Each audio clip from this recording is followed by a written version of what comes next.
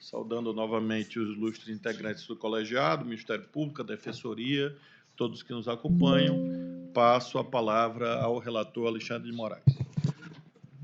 Obrigado, meu presidente. Então, rapidamente, presidente, como sempre fazemos e lembramos, o cálculo da pena deve ser realizado nos termos do artigo 68 do Código Penal, a operação trifásica. Primeiro, a pena base, atendendo às circunstâncias judiciais do artigo 59, depois, consideradas circunstâncias atenuantes e agravantes, se existirem, e, por último, as causas de aumento ou diminuição de pena. Aqui, e também sempre lembramos que o artigo 59 traz as circunstâncias judiciais, não é uma conta automática, né, uma conta aritmética, mas no caso em questão, as circunstâncias judiciais são contrárias ao réu.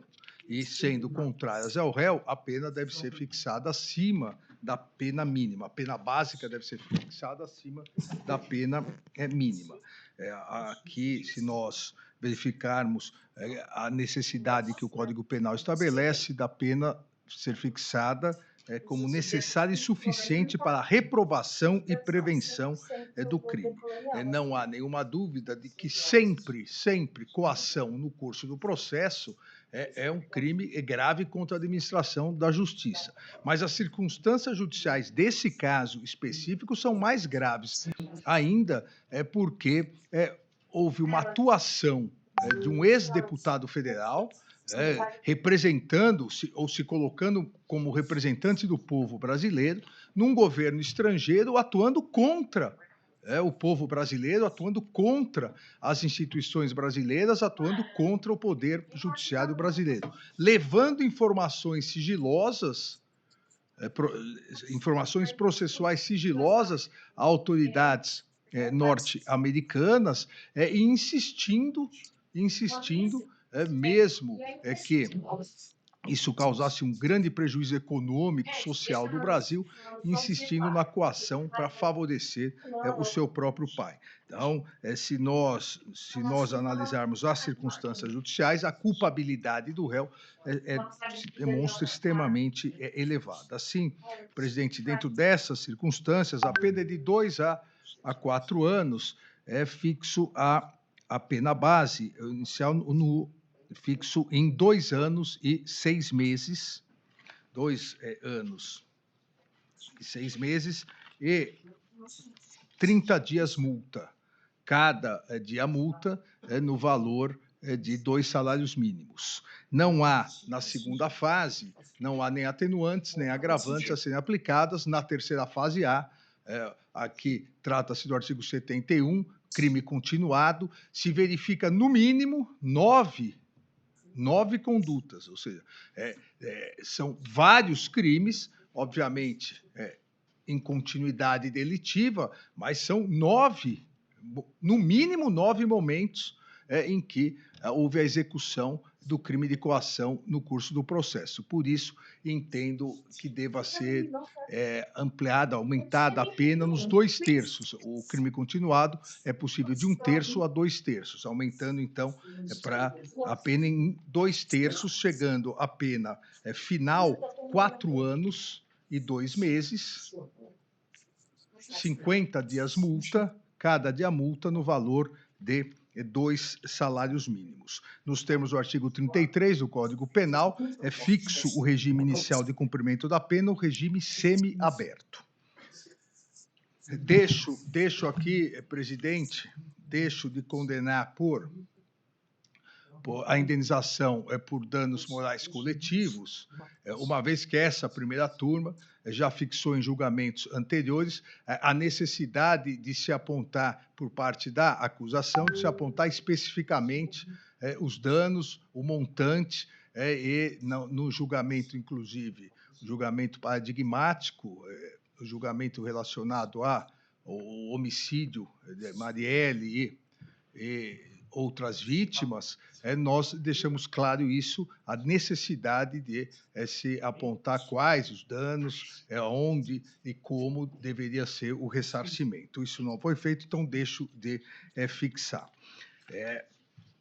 Ainda, presidente, nos termos da Lei Complementar 135 de 2010, a conhecida Lei da Ficha Limpa, que alterou a Lei Complementar 64 de 90, das inelegibilidades, declaro a inelegibilidade do réu.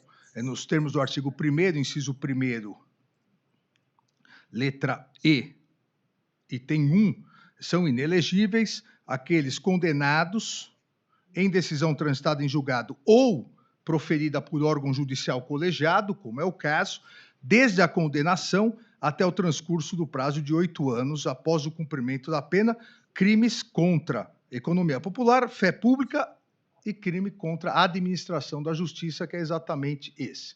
Então, a partir dessa condenação, não há necessidade do trânsito em julgado. A partir dessa condenação pela primeira turma, que é um órgão colegiado, o réu está inelegível pelo prazo de 8 anos, imediatamente pelo prazo, o transcurso do prazo de 8 anos após o cumprimento da pena. Ainda, presidente, com base no artigo 92, inciso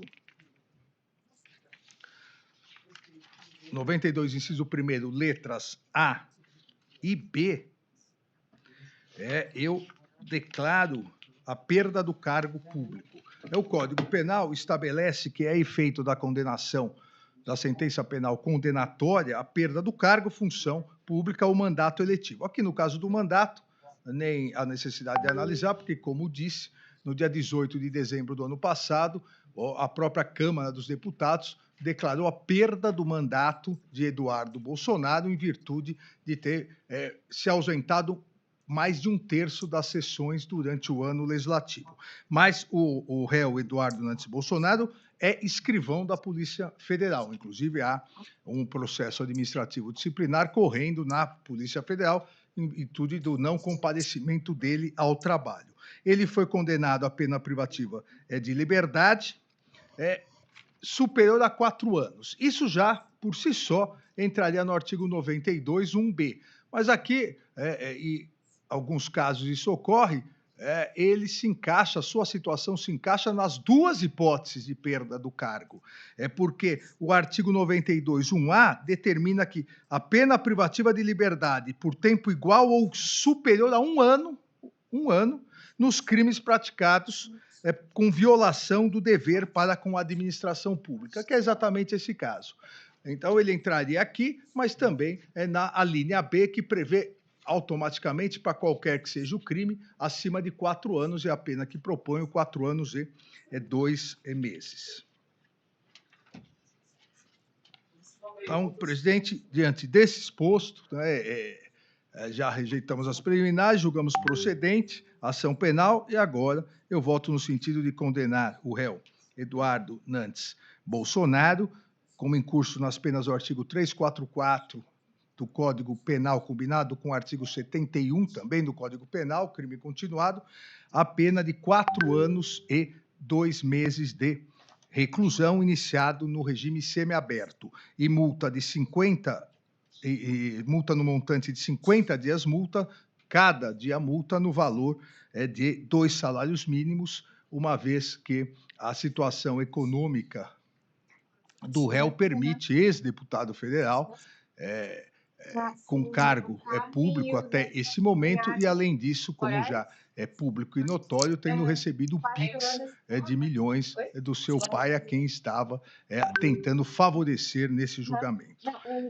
Nesses termos, ainda peço à presidência da turma que, imediatamente terminado o julgamento, ainda, como disse, não há necessidade do trânsito em julgado, oficie-se a presidência do Tribunal Superior Eleitoral, nos termos da Lei Complementar 64, para que fique constando sua inelegibilidade.